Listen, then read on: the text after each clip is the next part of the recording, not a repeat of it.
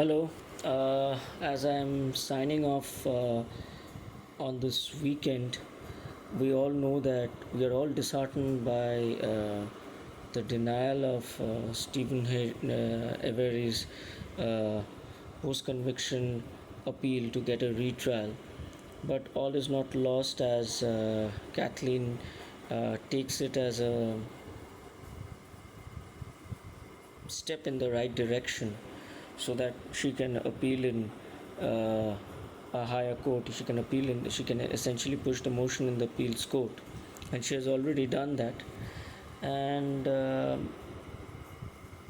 we are very hopeful that probably the appeal will succeed now, whereas the Sheboygan County judge has been quite resistant to Avery's motion, post conviction motion for an evidentiary hearing or a retrial. So, I have made a video wherein I stated, I've made two videos actually, part 1, part 2, how the county court has actually erred by refusing Steven Avery a retrial. And many people are asking me that how can you say that the Denny test is not applicable in this case, wherein it's probably regarded as a very um, precise test based on which probably a retrial is allowed for a person who has already been convicted. I don't have a problem with the Denny test being applied. I have a problem with the Denny test being applied um, in this case. The Denny test is a very risky test to apply in Steven Avery's case because of certain reasons. Okay. Now, if you are not understanding what I'm getting at, please go to my first two videos. Please read the analysis of Angela's uh, decision, based on which she has gone ahead and denied Steven Avery's motion for a retrial. Go through page 5 of 31, you'll understand. Okay. But in a nutshell, I'll tell you what she has done.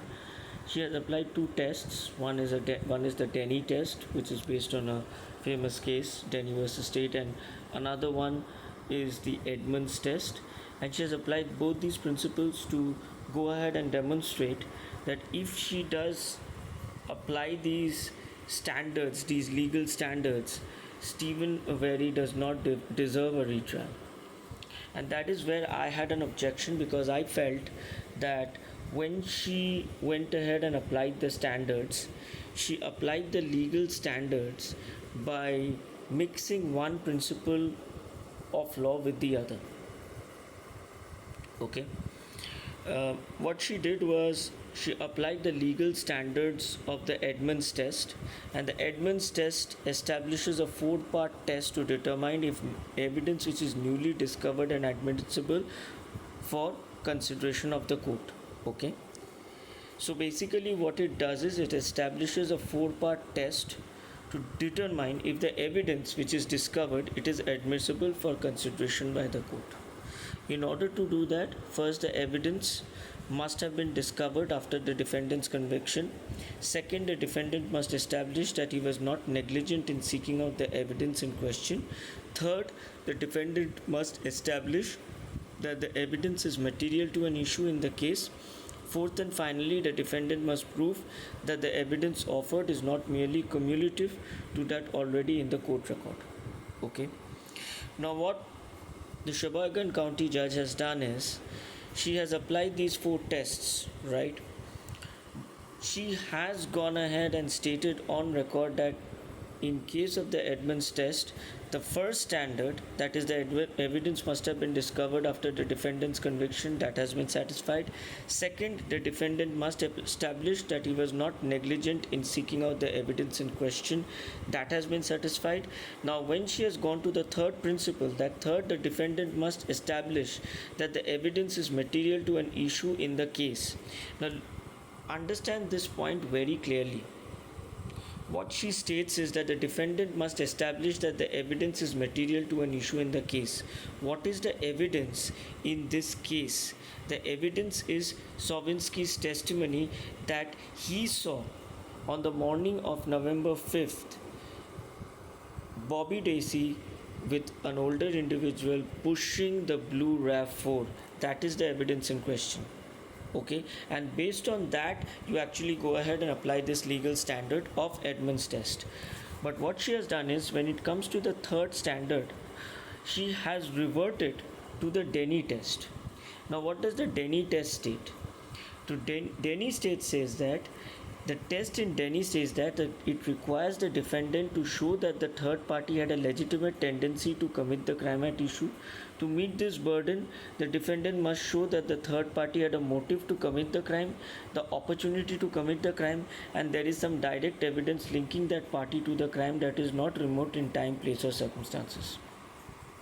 So that is absolutely an erroneous application of law, because the third standard is actually the evidence in question. The evidence in question is Sovinsky's testimony. The evidence in question is not how Bobby Daisy is predisposed to go ahead and commit the crime, what would be the opportunity to commit the crime, what would be the legitimate tendency for him to commit the crime, and whether there is some direct evidence linking him to it. That is not the point here. The point here is that Sovinsky's testimony, is it credible enough, or is it like solid enough to actually convince a jury to think that there is an alternative narrative to which the prosecution has gone ahead and shaped in order to convict Steven Avery. That is where she has erred. That is what I'm trying to tell you all, that the decision which has been taken, it is based on an erroneous application of law. It is not based on a completely impartial, solid interpretation of law. This is an erroneous application of law. And why do I say that the Denny test is definitely not the test which you should apply in Steven Avery's case? Let us look at the points of a Denny test. We will not go into too much of complexity, but essentially what the Denny test states and how I feel in this case, in Steven Avery's case, it is not the correct test to apply. You can definitely say that yes, the Denny test is very important even for post-conviction hearings, to get a retrial, to get evidence admitted. Absolutely right. But in this case, it is not applicable because of certain reasons. You need to also understand that Steven Avery's case is a first of a kind. It has no precedent. You might be saying, how can you say that, right? It's a normal homicide, right? And how can you say that there's been no precedent like this before? No, there has not been any precedent like this before. And I'll tell you why.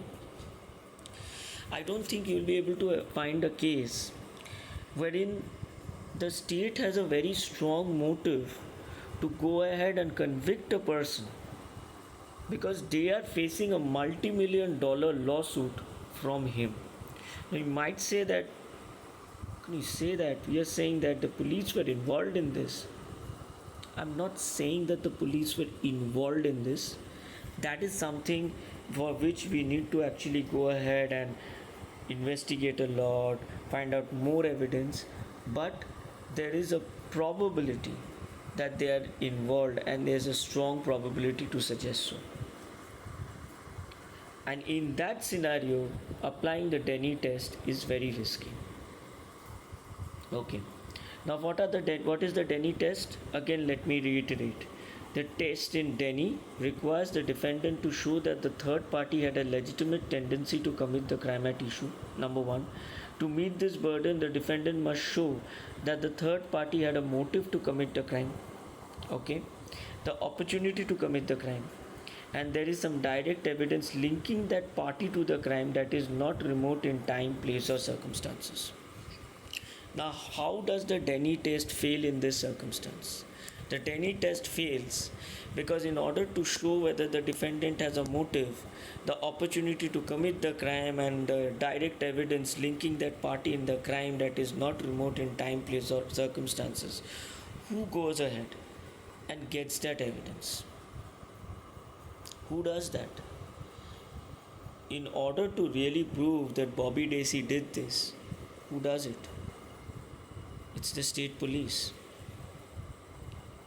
If you need to go ahead and prove these three elements, the primary person who's going to go ahead, who can actually go ahead and gather all this evidence, or eliminate all this evidence, or shroud all this evidence, or probably go ahead and say, hey, we are not going to go after him, we'll go after the other target because that would be beneficial for us. Who is it? The state police.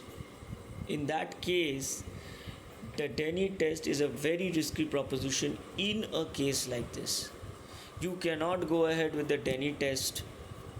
A safer option would be the Edmonds test because that completely concentrates on the evidence, whatever is found, right, and tries to concentrate on that and see through that the byproduct of the evidence which you get, or the effect of the evidence which you get, whether through that you can actually go ahead and probably create a story which is probable enough to create the doubts in the minds of the jury to think that the narrative suggested by the prosecution pre-conviction is not correct.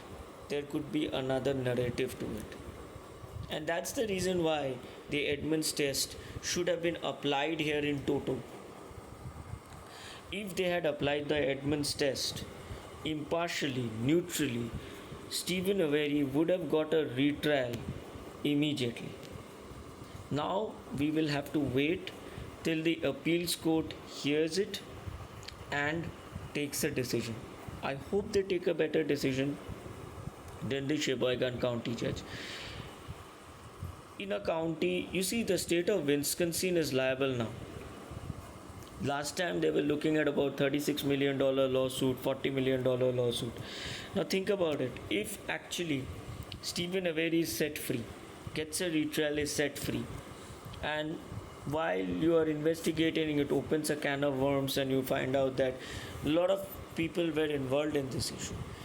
You're not looking at a $40 million or a $36 million lawsuit. Because this person was sent to jail, he was exonerated, he later on went just for a paltry settlement because he was arrested at that point of time. He went for a $40,000 settlement. Now, if they say they are wrong, we are not looking at $36 million or $40 million. It will be much more. And it's going to completely derail the whole state system there. I'm saying, listen, you've got the police there, they've not always, or probably it's not as if all of them are corrupt, or it's not as if they are not catching the bad guys and sending them to jail. But the problem is, here what has happened is a incorrigible miscarriage of justice, which has no parallels. So in this case, for a county judge to give leeway or some sort of flexibility to Steven Avery is a very, very difficult proposition.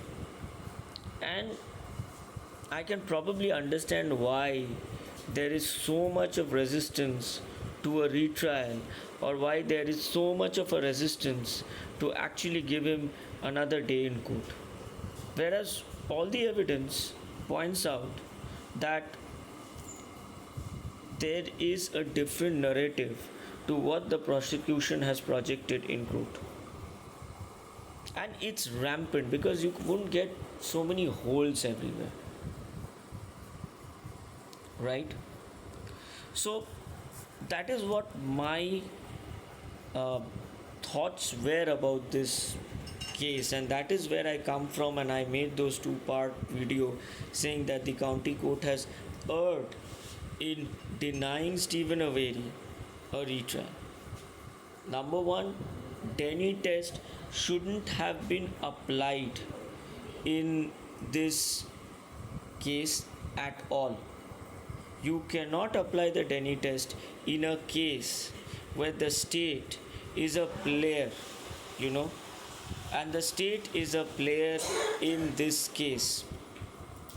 Number one, they were facing a multi-million dollar lawsuit, and it would have served them well to convict Steven Avery again so that they could actually arm twist him into going for a smaller settlement amount, which they did.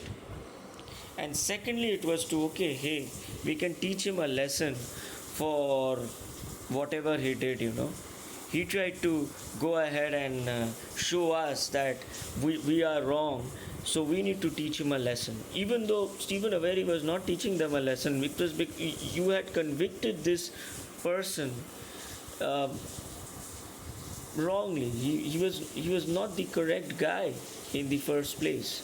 So all he was trying to do, he was trying to get out of prison for a crime he did not commit.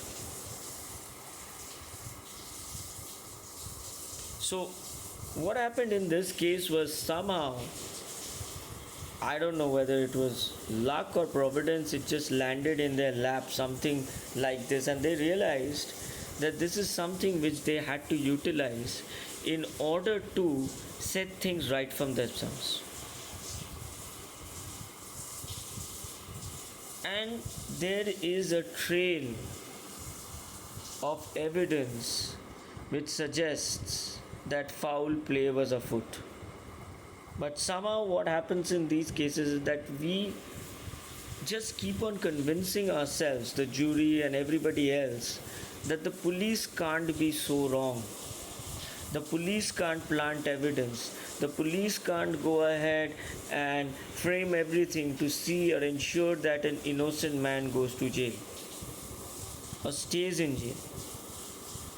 Even when you have a wealth of evidence showing that, you have concrete evidence showing that a person gets wind of an evidence showing that yes, there was somebody else who committed a crime, and I'm talking about the first crime for which Steven Avery was convicted, and he or she sits on it for how many years?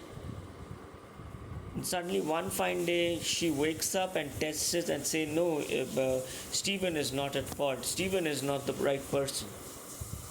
Really 7 to 8 years later, do you think that is a correct thing for a state police to do, for a forensic scientist to do? This clearly shows a design wherein they just wanted to shove something away so that they don't have to go ahead and answer questions later.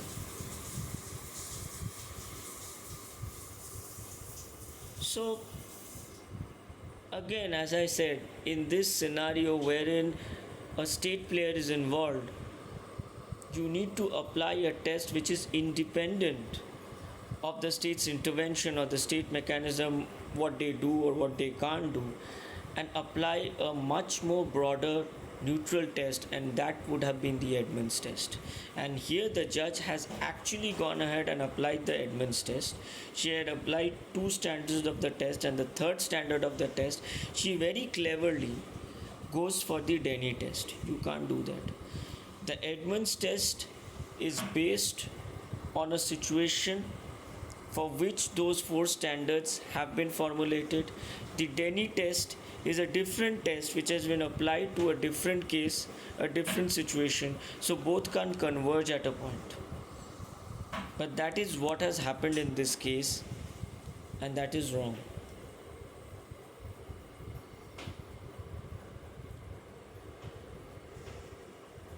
What are the things which show? Number one, the state had an interest and they had a motive that can be easily proven.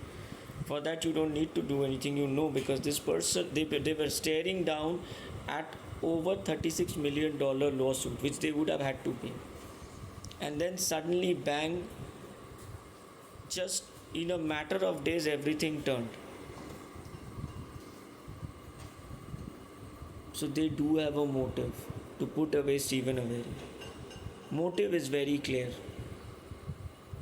You wouldn't think twice if the state police, instead of the state police, there was a person there or a human being there. You just have, you think thrice because you see that's police. How can they do it? Even if they are facing a multi-million-dollar lawsuit, they can't do it. But just think about it. If the police is actually a human being or a person, and that person is facing a $36 million lawsuit from which there is no escape, wouldn't he try to do something to see that the burden is decreased, or the person to whom he owes to, in some way he could actually put him in some sort of trouble or mischief so that he gets some leverage to decrease that amount? He would. So the state is a player. They have a motive. Secondly, throughout the case, we have noticed that some of the most critical, crucial evidence has been found under the most dubious circumstances. The clinching evidence of the key has been found after the seventh search of the house. The trailer is a very, very small place to search, right, of Steven Avery. How can it be that you get the key after the seventh search, and that too with the Manitoba County Sheriff, deputies, police personnel being present there? How does that happen? Secondly, the photos establish that it is very likely that the keys were planted. If you look at the photos of the crime scene where the key has been found, you will notice at that place there were a pair of shoes which was moved away so that the key could actually be placed exactly at that position. It's as if it's a kind of a Agatha Christie whodunit. Voila, you found it. The shoes, it couldn't have been beneath the shoes, that's for sure. So the keys fell, but it fell in a way so that all the shoes actually fell a little bit aside. Now the police will say, no, we kept the shoes away so that the key could actually fall conveniently there so that we could take a photo. How can that be? Number two, they say in that dresser or drawer there is a piece of paneling which came loose and the key fell from there. That drawer has not been tested, and that paneling behind, it just can't get loose. It is a kind of a wood which has to be really disturbed in order to show that it has come out. Thirdly, if you see the photos, when the key has fallen, the drawer or the dresser is pushed flat against the wall. It is not ajar from the wall, showing that it actually fell from the back of the drawer. Fifth point, if you look at the drawers, both the drawers, as in the photo where the keys were not found and the photo in which the keys are found at the back, you will notice there's a pile of coins at the top. So now if you push it, some of the coins should fall. But you will see that all the coins are still placed at the top. If you see at the top, you can see two or three coins which show that none of the coins were disturbed. So if you look at both the crime scene photos and the key, how it has been placed, along with the fact that it was actually found in the seventh search of the house, you can safely assume to a certain extent that there is some foul play afoot. And how can you actually accept it as an evidence when the Manitoba County Sheriff has actually found it? The reason being, there's a conflict of interest when the Manitoba County deputies entered that crime scene. You've told the Calumet County personnel to go ahead and search the crime scene. You've told the Calumet County coroner to come ahead and search the property for the bones, and he does not even come near the primary burn pit, he goes ahead and starts searching in the Manitoba County stone quarry. The bones were wherein the bones which were found were not even disclosed to the jury. And then suddenly, just to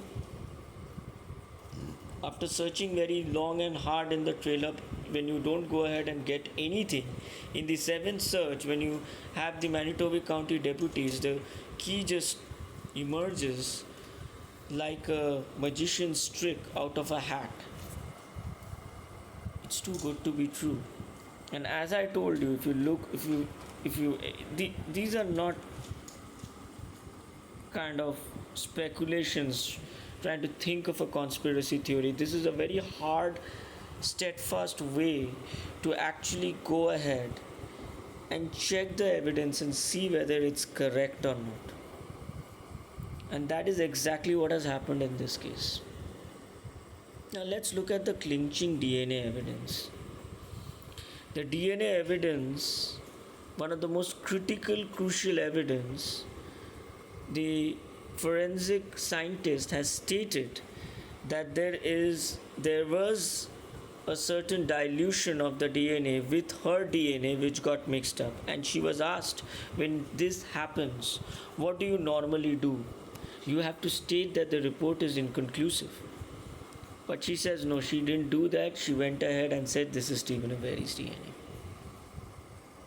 The moment you say this, it goes to show that there is a very partisan method of just saying that no, we want to get this guy. Moreover, you've got notes from Fassbender which tells her, try to put him in the garage or the trailer. That is an explicit statement which was made to her, which goes to show that there was a design, there was an intentional engineering of evidence to prove that Steven Avery has committed the crime, guilty or not. And these are the reasons why the judge should have taken a liberal view of all these circumstances and stated that yes, there is a motive which exists for the state, that they were really under a lot of pressure to pay up over 36 million dollars to Steven Avery, and based on that motive we can perceive to a reasonable extent that certain evidence were tampered with, even though we cannot prove it. It's difficult to prove that police has actually gone ahead and tampered with the evidence. Can we actually prove that the police have actually gone ahead and tampered with the evidence? We can't. Because you see, the evidence is in the custody of the police itself.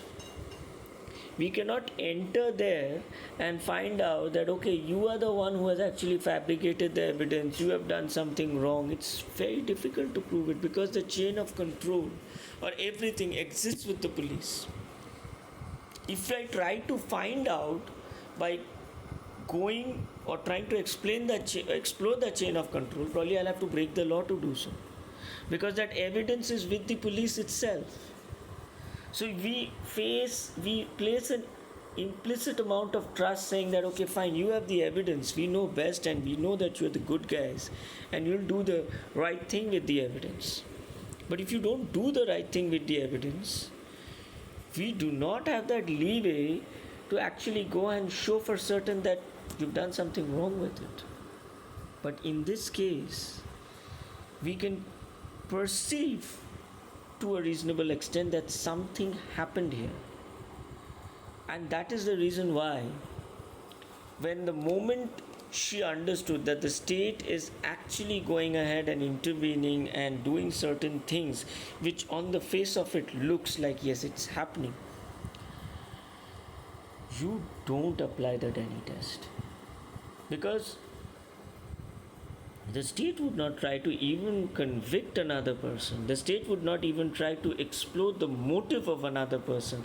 The state would not even try to explore the opportunity that person would have to commit the crime. The state wouldn't even try to look into the direct evidence linking that party to that crime. Whose job is it? It's not Steven Avery's job to go ahead and find that out. That is the state police's job to do so.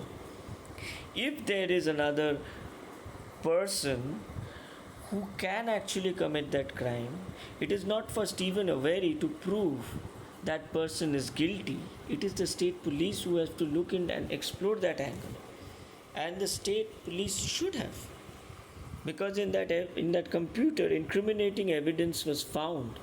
It doesn't matter if 4 people access that computer. If 4 people access that computer, investigate all the 4 people. Investigate Bobby Daisy, investigate Blaine Daisy, investigate Brendan Daisy, investigate all of them. But did you even investigate Blaine and Bobby? I don't think so. Secondly, opportunity. Bobby was the last person who saw Teresa Hallback. He changed his testimony and he pointed out that person, I saw her with him. So it was Bobby who was the star witness based on which the prosecution built their whole case. So if he saw her last, he also has the opportunity to commit some mischief after that, because we don't know exactly what happened after that. And finally, the direct evidence part. We do have a direct evidence. The evidence which stays, the evidence is not the things which were found in the computer. The evidence is Sovinsky's testimony. And there should be an evidentiary hearing to see whether he's credible or not. It's simple. But she seems to ignore it, and she seems to divert the attention to the fact that whether Bobby actually had a legitimate tendency to commit the crime. What's the direct evidence to show that he has actually committed the crime? There's nothing of that. So that's why, again, as I told you, the Edmonds test is not the right principle to apply here. They should have applied, the Denny test is not the right test to apply in this case. The Edmonds test would have been the best, and she applied it partially. I hope in the appeals court, Kathleen Zellner stresses on this point that the Edmonds test has to be applied in toto to get Steven Avery the retrial. And Denny test should be just thrown out of the window, because it cannot be used in this case because the state itself is a player. So there's never been a precedent like that. So that's why possibly when you're applying this test, you cannot just apply it blindly. You have to apply it by reasoning. Do we apply the Denny test when the state is a player? No. What's the next test we can best rely on? Edmonds test, because that is completely based on the evidence and how that evidence is going to impact the reasoning of a jury. And that is what the Supreme Court ruling has been. It does not matter what is the weightage of that evidence which is found. Is it 50%, 60%? How high is it? No. What is important is whether that evidence, even if it is weighs 1%, 2%, 3% in criticality, can it generate enough doubt in the minds of a jury to come out with a different outcome? And in this case, it would have. Why? Because if Sovinsky has stated under affidavit that he saw Bobby Daisy with the blue RAV4 with an older guy in the morning of November 5, that opens up a Pandora's box, a can of worms, because that is before this car is actually found by the search party of Teresa Hallback in the Avery salvage yard. which means that actually it was Bobby Daisy who went ahead and pushed that car and put it in the Avery salvage yard in that area and covered it with branches and everything. By direct implication, by direct extension of what Sovinsky saw, that is exactly what it would imply. And that would completely turn the case, because the jury would say, okay, fine, Bobby had a reason to actually go ahead and say that yes, he saw Teresa Hallback last with Steven Avery. The reason being, he's the one who committed the crime in the first place. So he will definitely try to put the blame on someone else. Right? Number one. Number two, if he's pushing the car on the morning of November 5 and he has not gone ahead and told the police, that means he knows something more about this crime which he has not disclosed. Number three, he chooses to stand in front of the car of Sovinsky when Sovinsky is pulling out of the exit, which shows that he was trying to hide the crime. And the funny part is, if it is not true, trust me, how can you say that whether an evidence or a witness is credible or not? There are two things. Number one is, of course, the person, how persistent he is and how good at heart he is, and he says, no, fine, I need to do something for this man. And hats off to Sovinsky for doing so. Second part is, if Sovinsky believes that no, this is the true word, this is the right word, and I need to tell it on stand and make everybody aware of it. So even after 3 years, he's pursuing and he'll say that I will state this on affidavit. I will tell people exactly what has happened. That just goes to show the credibility of a human being. That he has chosen that yes, he is going to, even after so many years, right? He said, no, fine, I will fight it out. I will go ahead and speak on behalf of Steven Avery. Because he's an innocent man lying in jail. And it could be 10 years, 11 years, 12 years. But I'm ready to go ahead and walk the mile and go ahead and tell the truth. That in itself establishes the credibility of a witness. Because no other person would like to take the pains. After 5 years, 6 years, 7 years, he would say, forget it. It's just happened. It doesn't matter if I go ahead and tell the truth or not. Let me just live my life. Let them live the light. Let him rot in jail. What is my problem? What is my fault? But the very fact that he's still persisting shows how credible a witness he is. There are many comment statements of people whom I see that say that no, Steven Avery is guilty and he's just guilty. We are still fighting over him. I would request you all just read the case a little closely, then you'll understand that you're not right. He's an innocent man who's lying in jail. And even if, the point here is, it's a certainty now that whatever Kratz stated in front of the jury so many years back, that was a completely mothballed narrative, which is completely inaccurate. There's a different narrative and we need to find out exactly what it is. And if we follow the narrative, if we follow the evidence, we will find that narrative, and that narrative will lead us to the culprit. And that is what we should do. Thank you, everyone. I just wanted to go ahead and explain the whole thing a little more clearly to all of you. Please keep on watching my channel. Please subscribe to my channel as I make more interesting features and explaining everything about the Steven Avery case. I would like to make everybody aware that how it is completely improbable that he could have committed the crime. What we only have against him is a bunch of circumstantial evidence and a lot of evidence which has been planted. Nothing else. And that has actually gone ahead and completely put him in jail. Because somebody else committed the crime and then all the other players who came into this proceedings utilized the situation to get themselves a free lunch while an innocent man got a raw deal. So we need to understand that, we need to find that out. Kathleen has already filed the notice of appeals. I hope it is heard soon and Steven Avery gets a retrial and he's set free as soon as possible.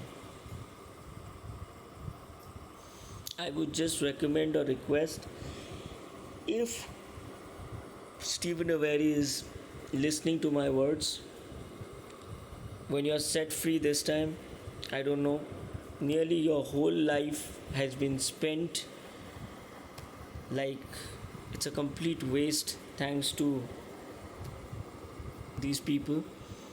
Get away from your family home, get away from Manitoba, get away from Avery Salvage Yard. Take your papa, take your father, settle in some other city.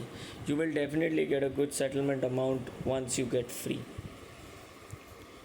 Because makes no sense, and I have completely a lot of faith in the American judicial system that they will get it right. I will be making 2 videos. One video is going to be how it is absolutely improbable that Steven Avery could have actually put Teresa Hall back in the back of the car. It makes no sense that Steven Avery actually put Teresa Hall back at the back of the RAV4. And then he himself went in the front, and in various places he just left his evidence saying that yes, please find it so that you can convict me. Makes no sense. I will be making a video on that and showing you how harebrained that theory is. You see, when I was young and I was studying law, one of our professors who used to teach criminal law told us that always, in order to find the truth, when it comes to the reconstruction of crime, be it by the prosecution, be it by anything, be it by even the person, put yourself in his or her shoes and try and retrace the whole reconstruction of crime and see how you are going to go ahead and react to certain situations. It's a little sick way of looking at things, but that's the way we criminal lawyers are trained. So that when you see that a certain something has happened in the chaining of the reconstruction of crime, and you say that he could have done that, you realize how absurd and ridiculous that thing is if you actually test it on the anvil of a practical situation actually happening at that point of time. A jury, a human being, his or her mind can be influenced. But when you are actually going ahead and reconstructing the crime by placing yourself in the murderer's shoe, you will find out for certain exactly where the holes or the gaps are when you do that. And that is exactly what I will be doing in my next video. I will be showing how it is improbable, how it is impossible, how it is absurd, how it is ridiculous, how it is very stupid of Steven Avery to actually put Teresa Hall back in the back of a RAV4. And I will explore all angles when I'm talking about the reconstruction of crime of Steven Avery as per Kratz's theory. And I'll be frank with you, Kratz's theory, the reconstruction is very shoestring.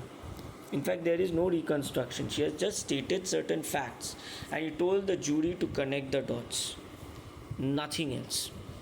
Because he could not take Brendan Dacey's confession and admit it in. But he had already done his job. Because even though you do not take Brendan Dacey's and admit it in court, if you actually go and announce publicly the lurid details which happened as per Brendan Dacey's confession, already you've done your job, because that a jury member has already heard it. He cannot de-hear it, So when that jury is actually going ahead and deciding the case, forget the fact that the judge has told them or instructed them, don't think about Brendan Dacey's confession. They will still think about it because they heard it in the news. That's the reason why Manitoba County citizens should not have been used as jury also. It should have been from some other county where there was a little less exposure to the words of Kratz. The county news had penetrated the minds of the people so hard that definitely the jury was influenced to a certain extent when they went ahead and passed the judgment against Steven Avery. So, a lot of interesting dynamics when you talk about criminal law and a jury system. I still feel it's the correct system, I still feel, because you're essentially balancing the fact that there's one person who's deciding the case, and you cannot say for a certain that the judge is perfect.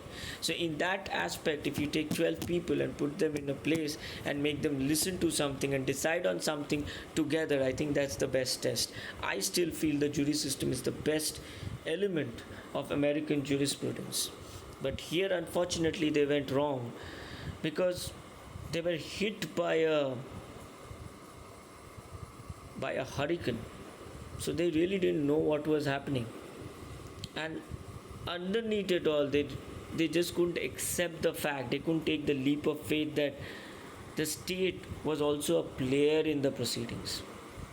So Kratz had said that you also have to accept or believe that the detective had gone ahead and killed her, mutilated her, etc., etc. No, that was not the point here. The jury should have understood and said that no, that's not the point. The point here is that yes, somebody else has done it, and after it was committed, the police has actually were gullible enough to accept or buy the theory that Steven Avery has done it because that was more convenient to them rather than the other. That is how the jury should have gone ahead and analyzed and decided on this case, which they didn't. It's very unfortunate. Still, I still have very high hopes that something good is going to come out now. All power to Kathleen Zellner, all power to Steven Avery. I just hope that you are set free as soon as possible. We are all supporting you. We are all there with you and hope you get out as soon as possible. And again, finally, all this we are doing. In my case, I'm just doing it for two people, Teresa Hallback and Dorothy Avery. No one else. Because I really want the real killer of Teresa Hallback to be caught and given rigorous imprisonment. It hurts more to see that an innocent man is jailed for her murder, while the guilty person is roaming away scot-free, living and having a time of his life. That is not acceptable. Thank you, everyone. Lovely talking to you. Another week starts tomorrow with Monday, Sunday gone, and all fun trip gone. It's right now it's about 1 o'clock. So good night, everyone. Take care. Bye.